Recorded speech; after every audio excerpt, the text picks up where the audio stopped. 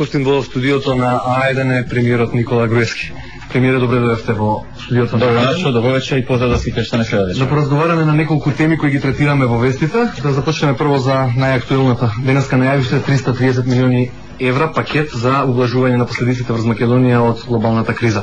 Од каде ќе се обезбедат овие пари? Од дополнително оптоварување за буџетот или ќе направите ребаланс од планирано? Значи ние ги подготвуваме неколку недели овие мерки и можам да кажам поголемиот дел се на некој начин ослободување од плаќања, а помалку да се работи кои што ќе се предвидат од буџетот, така што на некој начин тие се внесени во проекцијата на буџетот и нема да предизвикаат дополнителен товар, затоа што додека се работеше буџетот веќе се мислеше и на овие мерки.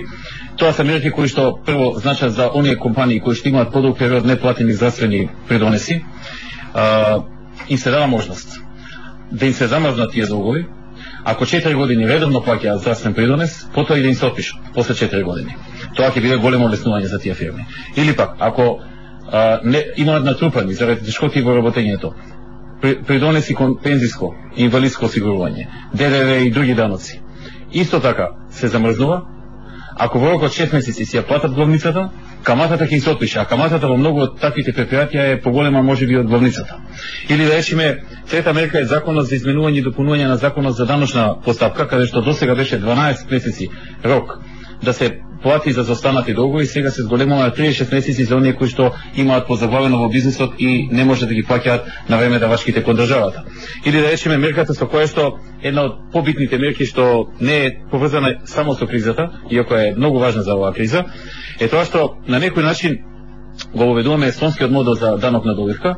Имено досега беше дека реинвестираната добивка не се оданочува. Сега велиме нераспределената добивка не се оданочува. Значи, ако некоја компанија направи добивка и на крајот на годината одлучи да не ја распредели во дивиденда, таа добивка не се оданочува. И тоа е втора земја во Европа после Естонија, што ја воведува Република Македонија. Тоа значи дека државата нема да ги собира од стопанството. Тоа значи колкава сума износот што вкупно што се собира данок на добивка е околу 6 милиарди денари, тоа значи во евра 100 милиони евра. Под предпоставка сите компании нели да го направат тој чекор, да не ја распределат добивката, намалувањето во приходите на буџетот би било околу 100 милиони евра. Откако тоа ќе почне да се применува, значи мерката стапува на сила 1 јануари и сукцесивно потоа следуваат активностите.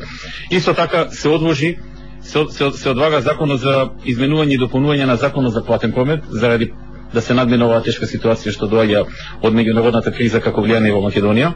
Се носи закон со кој што во 4 компании, ОХИС, ЕМО, Тутунски комбинат од Прилеп и Еврокомпозити, кои што имаат големи долгови кон државата, долговите им се трансферираат во акционерски капитал на државата, со тоа им се намалува долгот, можат полесно да работат, а државата може и полесно да ги продаде понатаму. Имаме намалување на царините за оние делови за оние работи што се увезуваат како сировини за производство, за да се овозможи поевтина суровина и поевтино производство и по-конкурентен извоз. Имаме понатаму пролонгирање за 2 години на плаќањето данок на камата на штедните волови. Го пролонгираме тоа за 2 години, значи 2 години нема се плаќа такво ништо. Понатаму за земјоделците имаме една специјална мерка. Оние земјоделци што имаат до 300.000 денари или 5.000 евра годишен приход не плаќаат комплетно данок. Додека тие ќе бидат целосно слободни значи од плаќање данок, а за оние со приход помеѓу 300.000 денари до 1 милион и 300 денари даночната основица на персонален данок ќе им биде намалена за 80%. Или со други зборови, ако оствари приход годишен од 20.000 евра, ќе плати само 400 евра данок на доход годишно. Имаме исто така и други мерки, како да речеме откажување на трошоците на сите буџетски и државни корисници од новогодишни рекламни трошења и така натаму. И тука би ги набрал и 3 работи кои што веќе ги бевме донеле, а многу ќе помогнат во надминување на кризата. Тоа е што во буџетот имаме ставено доста средства како никогаш до сега за инфраструктурни инвестиции. Понатаму имаме донесено одлука со која што од нова година се намалуваат придонесите за здравствено, пензиско осигурување и за осигурување за неработеност, а исто така денес кога објавивме уште еднаш, повторивме дека доколку дојде до некаква финансиска криза предизвикана од меѓународните кризи, владата и понатаму останува подготвена итно да донесе закон за заштита на сите штедни влогови на граѓаните на Република Македонија. Господин Груевски, репрограмирате долгови, отпишувате камати. Дали на тој начин не се создава нелојална конкуренција? Што е со оние што редовно плаќале? Не, ова е исклучиво за оние кои што веќе западнале во криза и кои што особено сега во овој критичен период тоа може да ги чини затворање, пропаѓање и отпуштање на работниците. Тие што редовно плаќале, тие се успешни фирми, тие одат понатаму и вакви мерки се презимаат само во кризни ситуации. Со други зборови, доколку не се случеше светската економска финансиска криза и таа во делот на реалниот сектор, производство, индустрија, рударство, не се преместише во Македонија, ние немаше со вакви мерки да излеземе. Јас пред еден месец кажував дека ние не очекуваме финансиската криза се пренесе во Македонија и тоа е така. Таа не се пренесе. Затоа што, како што гледате, немаме пропаѓање на банки како што има во Америка, во Западна Европа, меѓутоа, и тогаш кажав и сега повторувам, во реалниот сектор, значи во производството, во индустријата, во рударството и така натаму, и тогаш очекувавме и сега еве имаме последици за тоа што се намалуваат нарачките од компаниите за кои што нашите фирми произведуваат.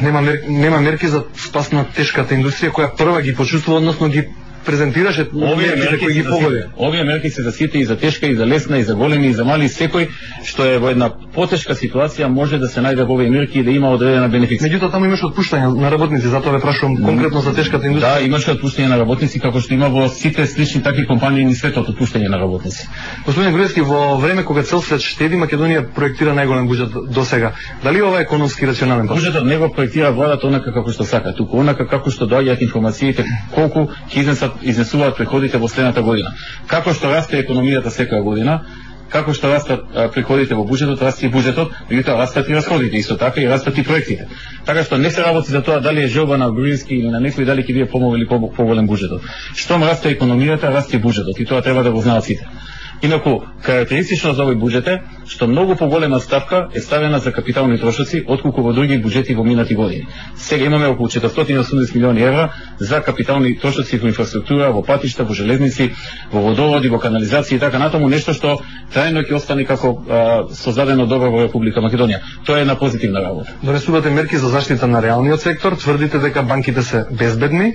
Како глобалната криза ќе се одрази врз животот на обичниот граѓанин? Има ли, очекувате ли некакви ефекти врз животниот стандард? Очекувате ли нов бран на поскапување? Значи вака, јас кажав и кога бевме во дебатното студио заедно со новинарите во македонската телевизија пред околу еден месец и сега ќе повторам. Нашите очекувања се дека банкарскиот сектор, кога велам финансискиот, пред се мислам на банкарскиот, тој нема да ги почувствува во таква мера последиците што беа во Америка и во Западна Европа и во други држави. Значи, тој најверојатно ќе остане онака како што е, без такви последици. Меѓутоа, реалниот сектор, тука мора да правиме разлика. Една е банки, друга е предпријатија. Тие имаат најмалку два вида на последици. Едната последица е што тие најчесто извезуваат и нарачките од таму кај што извезуваат им се намалуваат, бидејќи во Европа и во Америка има рецесија, нивното производство паѓа, нивните потрошувачки на граѓаните се намалуваат и автоматски немаат потреба толку многу да купуваат. Ако престанала градбата на згради во Германија, односно се намалива, нормално е дека челикот од Македонија што оди за Германија ќе се намали. Ако граѓаните во Европска унија намалиле потрошувачка на текстил, нормално е дека нашите текстилни компании ќе имаат помалку нарачки. Штом имаат помалку нарачки, те имаат помало производство и помалку потреба од работниците и отпуштаат.